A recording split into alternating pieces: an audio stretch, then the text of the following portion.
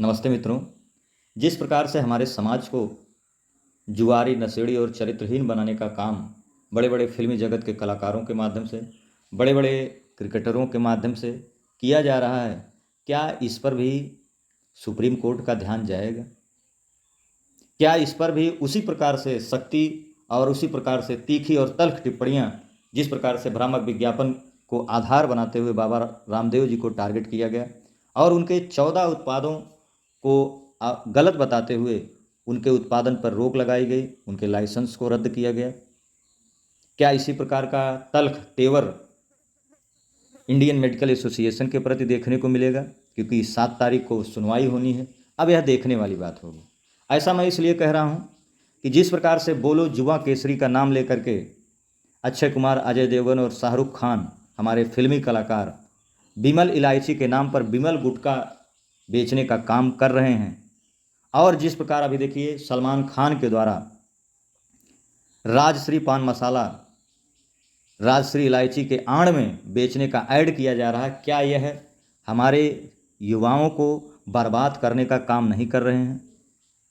क्या इनके द्वारा लोगों के स्वास्थ्य के साथ खेल खेला नहीं जा रहा है? और ड्रीम 11 का झांसा दे करके लाखों युवाओं को जुआरी बनाने का काम इन क्रिकेटर जगत के खिलाड़ियों के द्वारा नहीं किया जा रहा है। जिस प्रकार से हमारे युवाओं को यह जुआरी बनाने का काम कर रहे हैं और लोगों को करोड़पति बनने का झांसा दे रहे हैं, क्या यह अनुचित नहीं है? क्या इनके ऊपर कार्रवाई नहीं होनी चाहिए? क्या यह भ्रामक विज्ञापन नहीं है? हमारे युवाओं को यह नशेड़ी और जुआरी बनाने का काम जो कर रहे हैं, क्या इनके ऊपर भी कार्रवाई होनी चाहिए कि नहीं होनी चाहिए? ये आने वाला समय बताएगा। लेकिन आप विचार करें, जिस प्रकार से आपके बीच रियल फ्रेश जूस का नाम लेकर के आप देखिए कि क्या वह रियल फ्रेश जूस है? आप उसके कंटेंट को पढ़िए, उसमें फ्रेश जूस के नाम पर थोड़ी सी मात्रा होती है, बाकी तो सारे रसायन होते हैं। जिस प्रकार फ्रेश टोमेटो केचप के नाम पर आपके बीच में टोमेटो केचप बेचा जाता है, उसको अगर आप लैब में टेस्टिंग कराएंगे तो उसमें नाना प्रकार के घातक रसायन आपको मिलेंगे। क्या वह फ्रेश टोमेटो है? क्या वह हमारे स्वास्थ्य के लिए लाभदायक है? यदि नहीं है तो क्या यह भ्रामक विज्ञापन नहीं है? इसी प्रकार आप देखिए चिप्स हुए, डेयरी प्रोडक्ट जितने हुए, उसमें नाना प्रकार के घातक रसायन और मेलामाइन को भी मिलाया जा रहा है, जो हमारे स्वास्थ्य के लिए घातक हैं, जिनको सेवन करने से हमें cancer, diabetes, high BP, heart attack, brain stroke, नाना प्रकार की घातक बीमारी होने की संभावना बढ़ रही है। आप देखिए साल्ट के नाम पर तमाम उसमें इस प्रकार से जैसे एल्युमिनियम सिलिकेट है और भी बहुत प्रकार के घातक रसायन है, जिसको मिला करके बेचा जा रहा है, और वो भी भ्रामक विज्ञापनों का आधार बना करके। क्या यह आम जनमानस की भावनाओं से खेल करके पैसा अर्जित करने का धंधा नहीं चल रहा है? क्या इस पर भी सुप्रीम कोर्ट का चाबुक चलेगा? और हमारे बच्चों को जिस प्रकार इन्होंने पैसे कमाने में अपना इतना नैतिकता को गिरा दिया है, बच्चों तक एक नहीं छोड़े हैं। आप देखिए कि जिस प्रकार ये उत्पाद आ रहे हैं, अभी जॉनसन बेबी ऑयल, जिसको साफ साफ जॉनसन के भी बहुत सारे प्रोडक्ट चिन्हित किए गए कि इनके प्रयोग से बच्चों को कैंसर हो सकता है।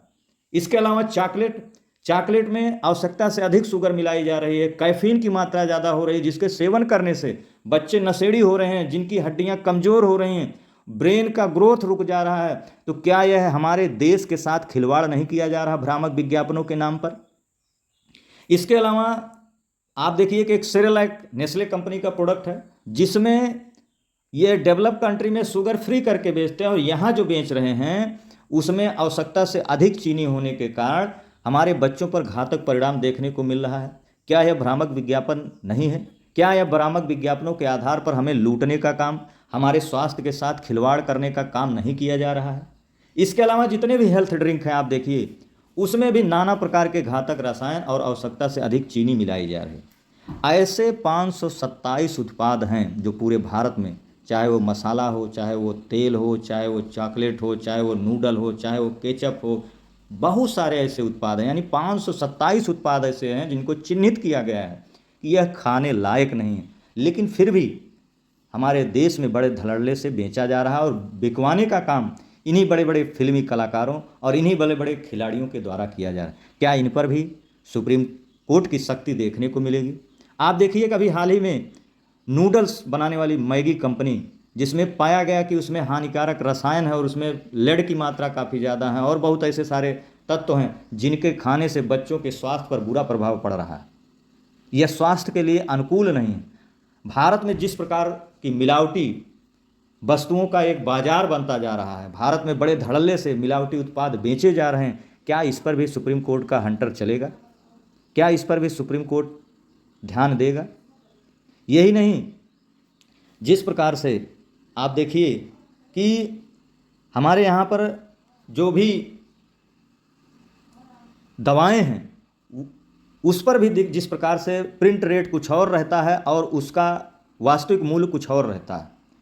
इस प्रकार से जो लूट हो रही है, जो हमारे साथ जो खिलवाड़ किया जा रहा है, हमारे स्वास्थ्य के साथ खिलवाड़ किया जा रहा है, क्या इस पर सुप्रीम कोर्ट संज्ञान लेगा? यह देखने वाली बात होगी।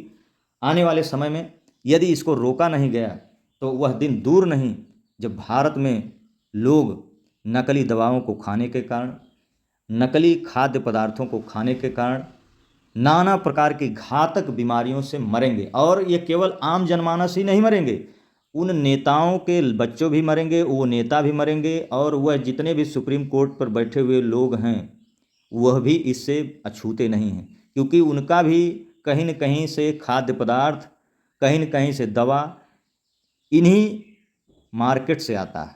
तो इस पर अगर सुप्रीम कोर्ट का ध्यान जाता है तो कहीं न कहीं यह सराहनीय कार्य होगा। यदि नहीं जाता है तो पहले की तरीके से फिर वही ढाक के 3 पात वाली कहानी होगी कि जो सनातन का कार्य करता है हमेशा से वो टारगेट किया जाएगा, जो सनातन विरोधी है वो इसी प्रकार से मलाई काटता रहेगा। यह देखने वाली बात है। यह जानकारी यदि आप लोगों को अच्छी लगी तो ज़्यादा से ज़्यादा लोगों तक शेयर करें, सब्सक्राइब करें। धन्यवाद।